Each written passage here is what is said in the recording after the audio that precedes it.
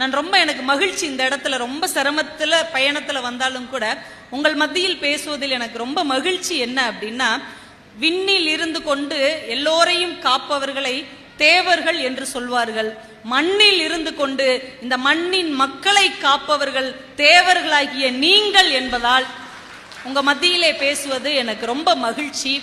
அந்த காலத்துல தமிழ் இலக்கியம் படித்தவர்களுக்கு தெரியும், அந்த காலத்துல இந்த போர் தொழில் செய்ய போவாங்க இல்லையா, அவங்க கோட்டையை காக்கக்கூடிய மறவர்கள் ஆநிறை கவர்தல், கோட்டையை கைப்பற்றுதல் அப்படின்னு ஒரு 8 படிநிலை இருக்கும்.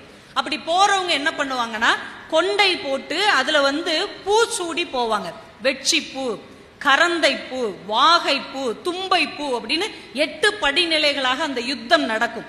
அந்த ஒவ்வொரு யுத்தத்துக்கும் போகிற கோட்டையை காக்கிற மறவர்கள் பெரிய கொண்டை சைட்ல போட்டு அந்த பூ சூடி போர்க்களத்துக்கு போவாங்க.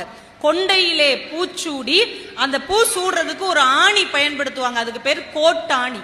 கொண்டை வைத்து கோட்டாணியிலே பூச்சூடி கோட்டையை காத்த மறவர் குலம் இது என்பதால் கொண்டையன் கோட்டை மறவர் என்பது இந்த இனத்தின் வேர் பெயர். நீங்க அந்த இனத்தை சேர்ந்தவர்கள். தன் கோட்டையை காப்பதற்காக தைரியமாக களத்திலே இறங்கி போரிட்ட மரக்குலத்தை சேர்ந்தவர்கள் நீங்கள்.